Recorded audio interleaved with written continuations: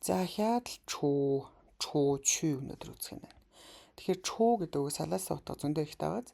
Гэхдээ үндсэн гарах гэдэг утгаа ерөөсөө алдахгүй явна. За чүү. За чүү гэдэг үг дөрөвдүгээр хүүгээр явж байгаа шүү. Би энийг хоёр цэгтэйгээрээ яаж дөрөвдүгээр хүүгээ гаргадгийг яг сайн ойлгоогүй, ухаж олж чадаагүй. Хэрэг таад мэдж байгаа бол надад туслаарай. Чүү гарч явах гэсэн үг. За чүү гэдэг чинь нөгөө морин дээр суухаараа чүү буюу яваарай гэдгийн чүү, тийм ээ? Чүү гэхээр гарна. Тэгэхээр гарч явлаа. Би чүү битгий гарч яваа. 外面下雨了. 外面гадаа 下雨了. бороо орсон.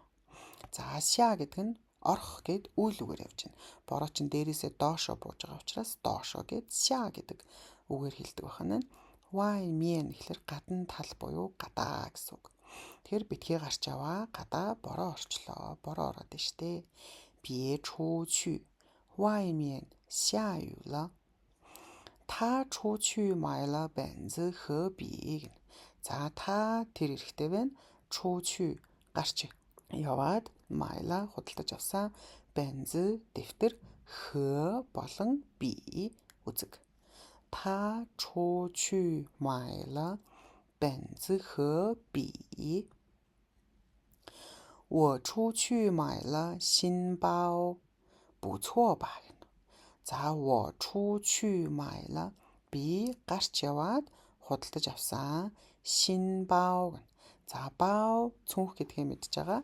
Шин гэхээр монголоор шин яг адилхан хэлэгддэг. Тэгэхээр би гарч явж шин цүнх худалдаж авсан. Буцваа ба. Дэжгүй байна уу? Ямар өвдөө яаж ийн гэх юм. Та маань 出去找车站. Тэд нар гарч яваад 找 хайсан, 车站 буудал хайсан. Автобусны буудал те. 车站хайсан. 路很长, зам маш урт байлаа гэнэ. Зам маш урт. За таад өөрсдөө орчуулад үзээрэй. Өнөөдөр үзсэн үг 出去гарч явах.